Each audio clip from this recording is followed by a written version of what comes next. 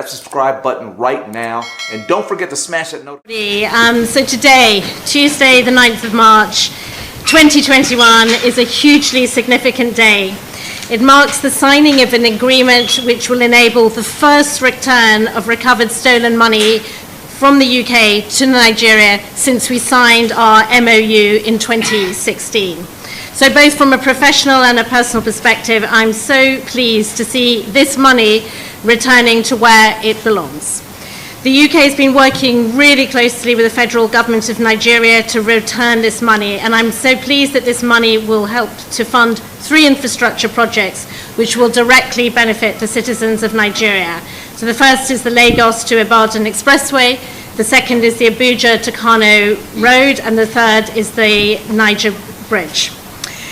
So we welcome very strongly the measures that the federal government of Nigeria has put in place, also to monitor these funds with support from an organisation called the Clean Foundation. It's very important that civil society can report back to the citizens of Nigeria and to show that these illicit funds that are now returned are being used effectively.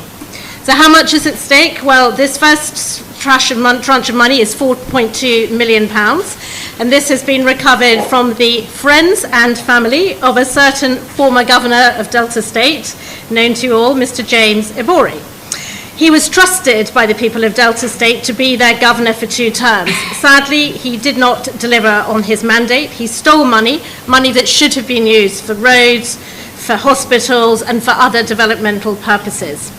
So the federal government of Nigeria's anti-graft agencies have been working very hard with us to investigate James Ibori, and he was eventually located and faced a criminal trial in the UK. He pleaded guilty in a UK court, and he was given a prison sentence of 13 years. So these funds that we have secured the return of so far are from the friends and family of James Ibori. The case against James Ibori in terms of the amount to be returned directly from him is still ongoing. But the success of this case, and it is a breakthrough because these cases are extremely complex, is down to really effective mutual cooperation between UK and Nigeria. If we hadn't been able to work with partners, we would not be in this position today. So I'm very proud of this case, and this is the small sort of scratching of the surface because, of course, corruption and illicit finance is not just a problem in Nigeria, it's a problem globally. So let me just say a word to put this into the global context. Illicit finance and corruption impacts on delivery of the Sustainable Development Goals. It undermines rule of law, it hinders good governance, and can often have enormous environmental disbenefits. It's, of course, central to organised crime. It's fundamental to keeping people in power who should not be in power, people who are not acting in the interests of the people, and it tilts countries into conflict and instability. And indeed, it puts at risk the whole stability of the international rules-based system.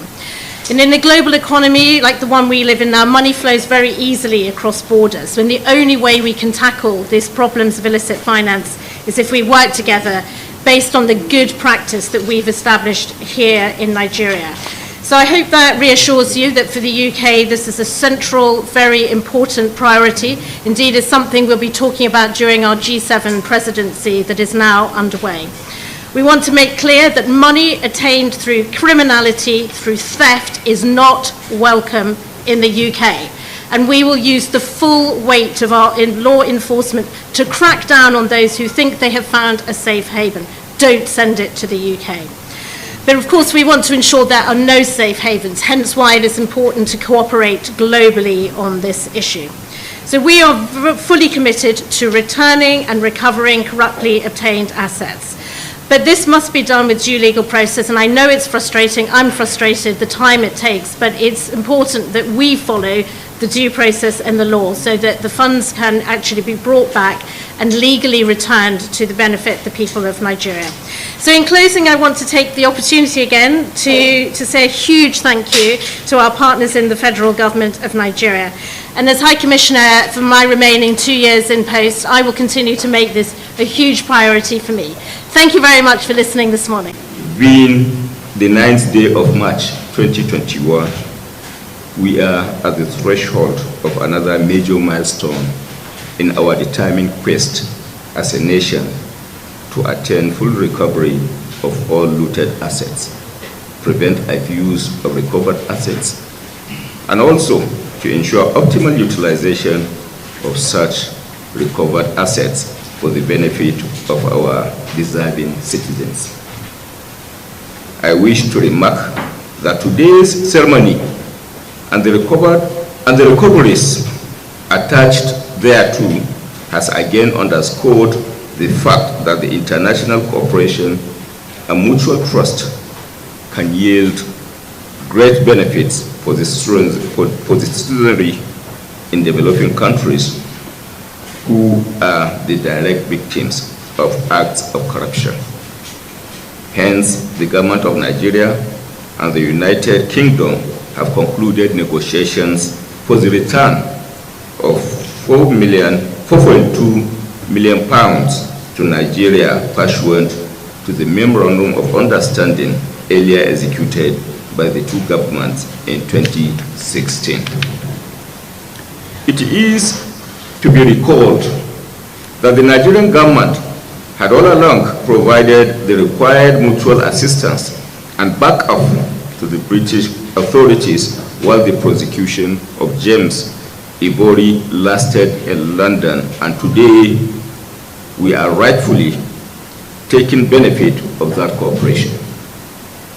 I cannot but observe that what we are witnessing today is a glaring manifestation of the age-long national ties between the Federal Republic of Nigeria and the United Kingdom.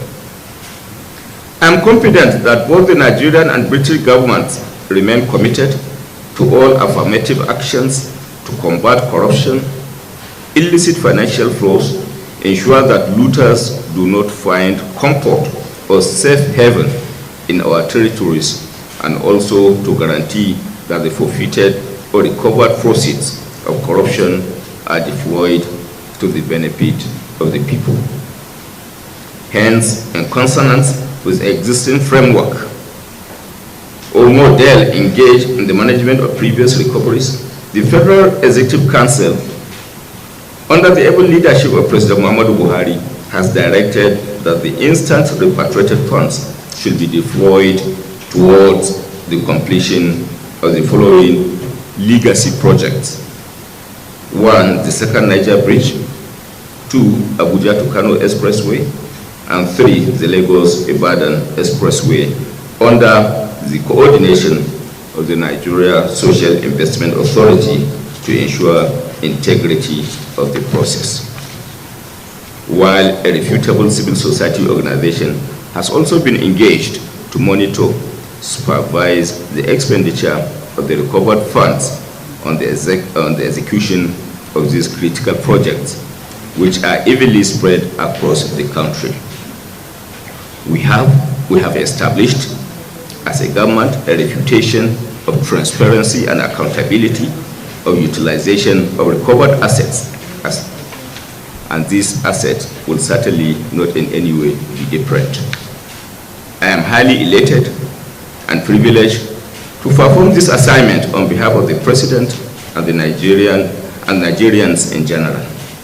I commend the sincerity of purpose of the British government as we look forward to similar assistance and cooperation in bringing to book all other persons and entities who at the moment are inequitably exploiting the system in UK to shield themselves from justice.